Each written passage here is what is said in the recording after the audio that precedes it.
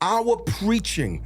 It's all of our materialistic, our secular humanistic doctrines, our prosperity, all this stuff that is leading people's hearts astray. We are the ones that's hurting God's sheep, not the devil. We are, B. Hey, bro, it just is what it is. Like, it's tough. I get it. It's hard. It's rough for you. Like, I don't know what to tell you. Now, I know we're not all perfect, and no one's ever going to be all perfect. That's not what I'm talking about, and I don't think that's even what anyone's looking for or requesting. I think we need to get back to a point where we are seeking for Christ.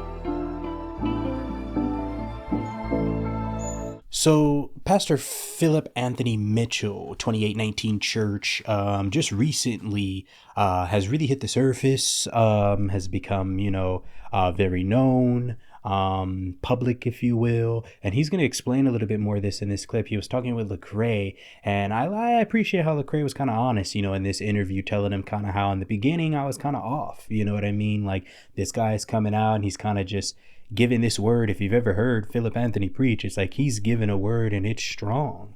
And, some people get a little turned off by it, but he's really going to explain where he's coming from. And I think that it's refreshing. And I think it's something that everyone needs to hear, because it's definitely the truth.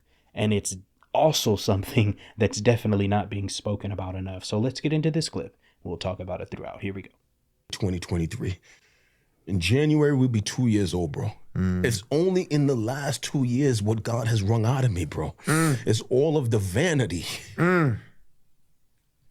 all of the foolishness that was in my heart, all of the things I was praying for that was materialistic and fleshly.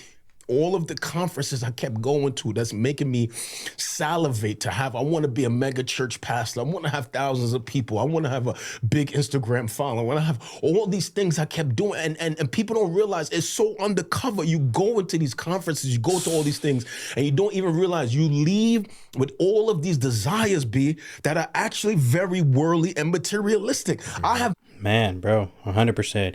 And this is, I believe, a response pretty much. Lecrae mentioned it. Other people have mentioned it. They think that, Philip Anthony, that he was self-righteous in the way that he's preaching. But he's trying to explain, really, and he's going to do a good job at it, of exactly, no, I'm not self-righteous, but this is why the way that I'm preaching and what I'm preaching needs to get out.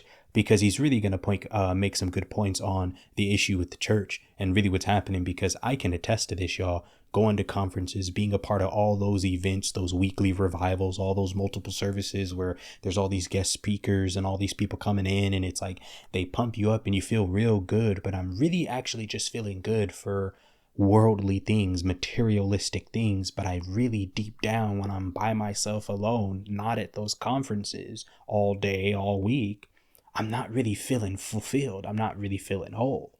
And that's because there's a problem in the American church, and there's a problem right now within the body of Christ, particularly, and I'm not going to say it, I'm going to let Anthony say it, but particularly somewhere in the church that's allowing this to happen. So it's refreshing to see a pastor in the same position with the same amount of members and accolades, if you will, as some of the other megachurch pastors.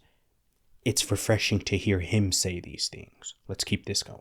Never in 10 years of pastoral ministry before 2019 was founded, ever been to a conference when they're talking about purity. When they was talking about wringing out your heart from sin. When they was talking about how you get down in private, or the congruence between what you preach on a platform and how you live and nobody don't see. I ain't never in 10 years been to a conference that talk like that. You hear what I'm saying? I know this to keep going in and out of these rooms and coming out insecure, jealous, covetous, and my heart full of materialism, bro. So when I talk like this, if somebody gonna listen to me talk and say he's self-righteous, then if that's their perspective of me, I can't change that. I'm just saying right here on this podcast, right here on the Deep End, B, that's not my heart. Yeah. You know what I'm saying? Like I would say to this camera, anybody watching, that's not my heart. My heart is, I know the pain of a decade of pastoring with vanity in my heart and praying things that was vain. Even when I thought I was doing it right, not realizing, looking back, that was vain. And what I'm trying to do by talking like that is call out error, because we should, and do my best to help other pastors to see that we need to come out of all of that mess. You see? Yeah, bro, because it's not helping anybody. And the emotion that we see with Philip Anthony is a true repented heart. That's what it looks like. All the flashiness and stuff. I've always asked myself too, how come he always wears all black? I don't think there's any real reason, but I really believe that in my eye, my opinion, could be wrong, but I believe that it symbolizes, I definitely believe it's symbolic for how much he wants himself to be muted, so that way God is really able to shine through. I don't need you to see all my expensive, just mute me and see Christ. So I do like that. I could be wrong, but it also could be a good analyzation on my part. But let me know what you think. But yeah, let's keep this going, man. I really appreciate his stance on that, because the way that the modern church is moving and the way that these celebrity pastors have gotten to a point where they've become the God themselves sometimes, it's not helping the people.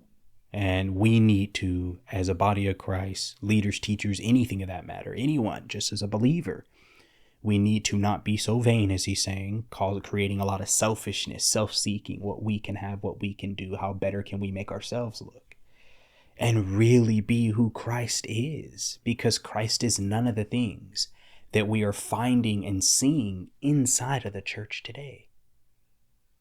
Let's keep this going. I'm saying we need to come out of that so we can be the shepherds that Jesus can trust with his flock. I feel like, why can't we hear the Spirit of God beckoning to the shepherds in America? You know what I'm saying? Y'all are the ones leading my people astray.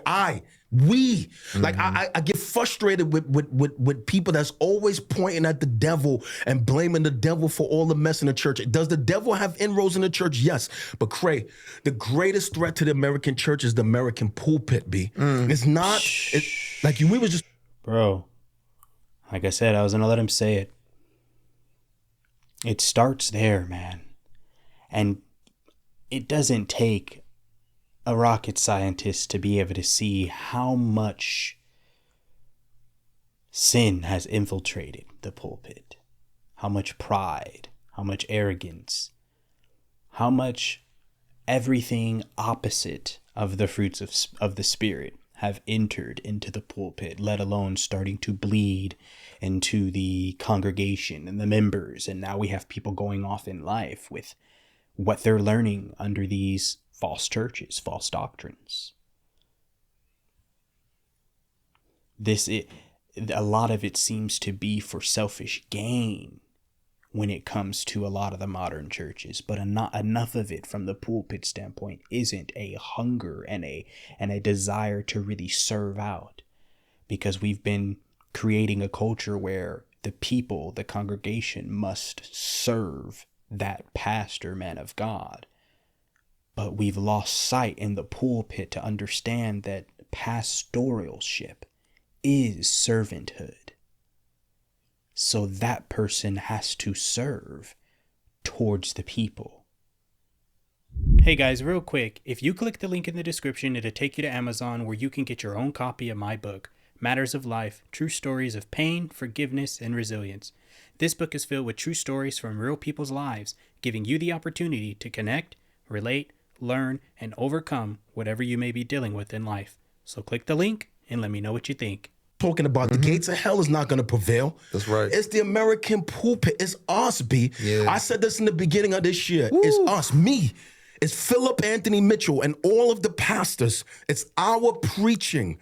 It's all of our materialistic, our secular humanistic doctrines, our prosperity, all this stuff that is leading people's hearts astray. We are the ones that's hurting God's sheep, not the devil. We are, B. Yeah. So if somebody calls me self-righteous, I won't defend myself. I will say, go listen to my preaching. Don't call me that from a clip, bro. Yeah. Go listen to the body of my work and see, do you hear a man that's self-righteous, or do you hear a man that is broken? broken? Do you hear a man that has made a ton of mistakes? And do you hear a man that is beckoning to a country, to the American church? We got to come out of this nonsense. That's not me saying I'm better than every other pastor. This is me saying my brothers. You see what I'm saying? All of my brothers, all of my sisters who are proclaimers of the gospel, yo.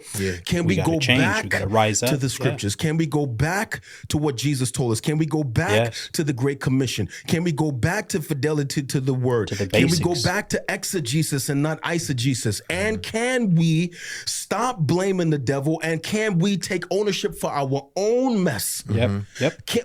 Bro, have you now? Yo, the devil doesn't have as much as power as modern day church has given him over time. He doesn't have any power. The power lies in us, life and death in our tongue. God gave us that power. The devil has no power. So we give him too much power by saying, oh, the devil this, and the devil's doing this, and the devil's doing this, and the devil's working, and the devil's coming after me, and the devil's that, and the devil, the church talking more about the devil than they are talking about God. So, yeah, man, the devil has no power. He has absolutely no power.